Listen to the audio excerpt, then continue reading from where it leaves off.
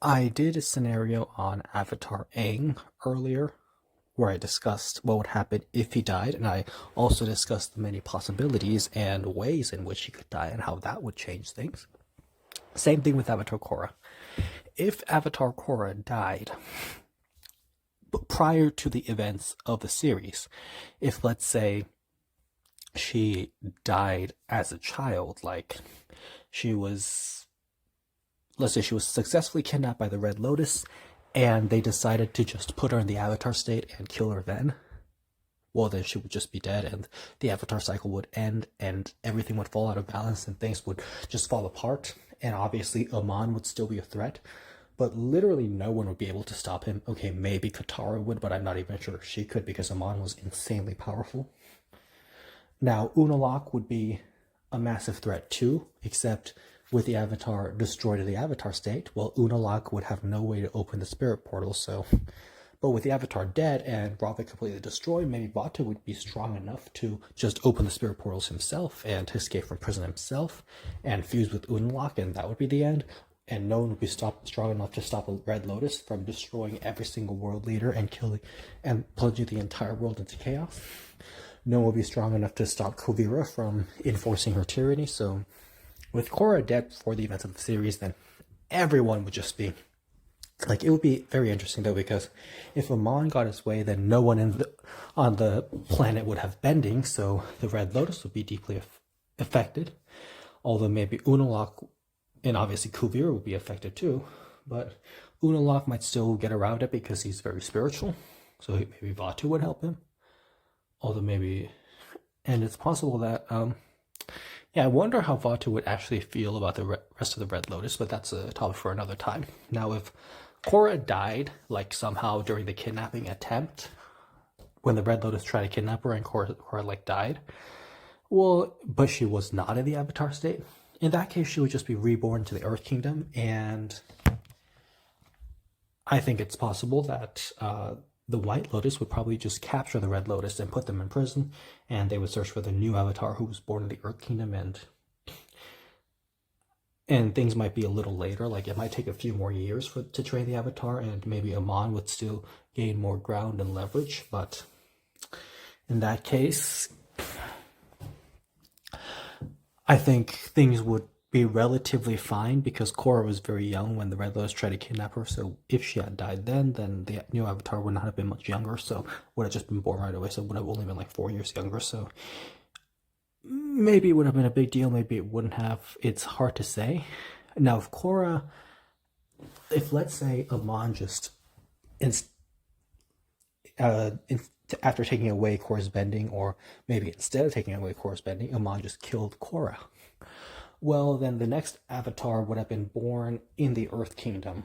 Now, this next Avatar would be very young by the time of book 2. It would only be like a newborn. So, Amon would, Unalaq would need to try and use this new Avatar to open the spirit portals, but it'd be very hard to get a baby to do that. And so, Unalaq might try to find creative ways, so it's hard to say what would happen in that scenario. With the baby Avatar was practically useless, and if Amon did kill Korra, well, in that case, then Amon would probably win and just wipe out bending on the planet. So it is interesting to think about. And I wonder if Amon would have taken his own bending away. Like after taking everyone's bending away, would he have just taken his own bending away? And the thing is, even if the people who lost bending might still give birth to children who would still have bending, so he would have taken their bending away too. So he would just have to do that for the rest of his life. So what was he gonna do? Now in book 2, let's say Korra was killed during the fight with Unalaq. Unavatu, excuse me. So let's say her avatar spirit was destroyed and then she turned into her astral projection and then fought Unalaq and ended up getting corrupted. Like Jinora arrived too late, or maybe Jinora failed. And so Korra was completely destroyed. Her spirit was destroyed. Well, in that case, the avatar cycle would just be over because Korra would not be able to rejuvenate Rawa from Unavatu, and so Korra would just be dead.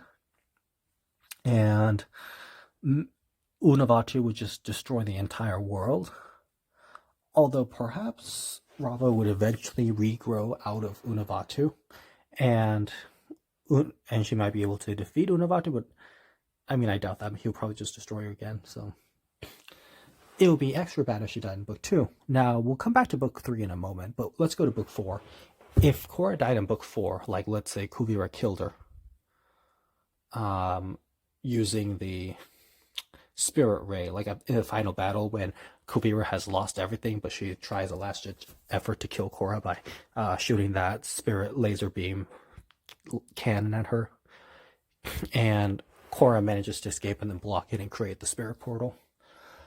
Well, in that case, I mean, maybe Korra goes into the Avatar state right before trying to block the thing, and so she gets blown up in the Avatar state, which means the Avatar cycle would just be over and it would be done. But the spirit beam would also kill Kuvira as well, so her army and empire would totally fall apart as well. So the Earth Kingdom would be free, and everyone would remember Korra's sacrifice. But of course, the Avatar would no longer be around, so there's that. Or Korra might perhaps not have been in the Avatar state when she got blown up by the cannon, so she would just be reborn, but Kuvira would still die, and so there was that. Now, with the spirit beam, so if she'd been reborn, the new Avatar would have just been raised and protected to take care of the world. Of course, it would have taken a while for that to happen, but if Korra had...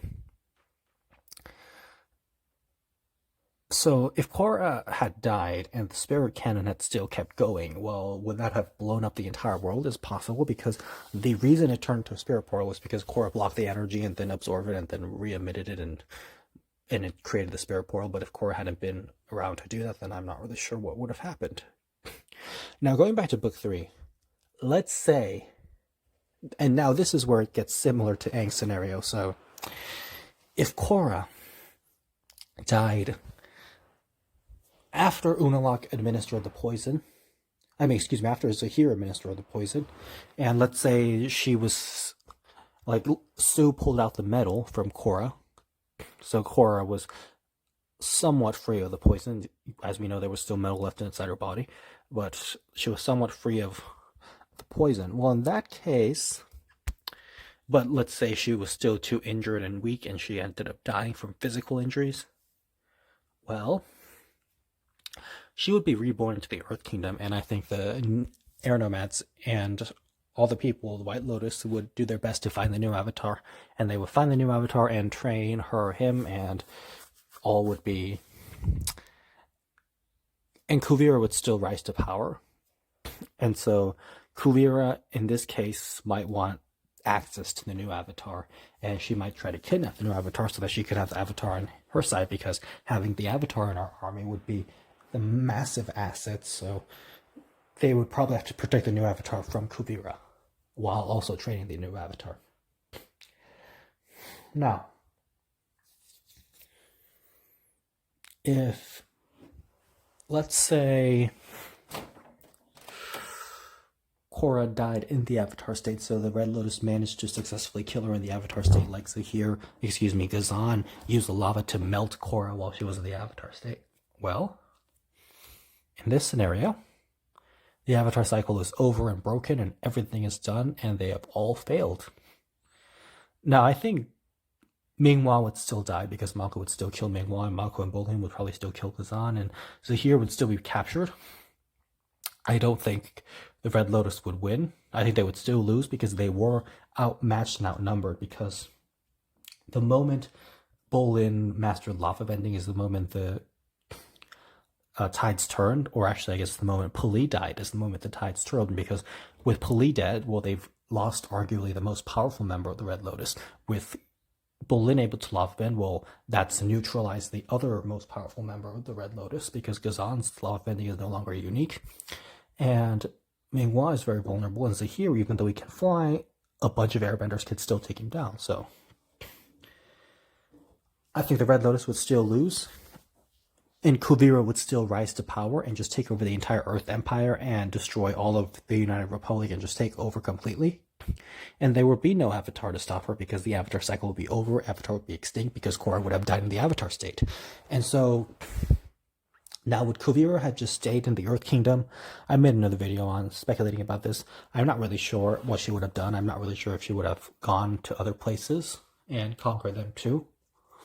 But maybe she would have just been content with the Earth Kingdom, because from what she was saying to Batar Jr., it sounded like she just wanted to conquer all of the Earth Kingdom and just be content with that and live happily ever after. So I'm not sure that she would have necessarily invaded the Fire Nation or the Air Nomads or the Water Tribes, although she put that on the table and threatened to do it if they intervened, if any of them intervened in her war. So I think in this scenario with Korra just being down in the Avatar state, Kuvira would just rise to power and just take over everything and be victorious. So those are the ways in which Korra's death would affect various outcomes depending on how Korra's death played out. And so, like I said, with Avatar Aang, it all depends on whether the Avatar is in the Avatar state or not when the Avatar dies and at what time period the Avatar dies. So many factors to think about here.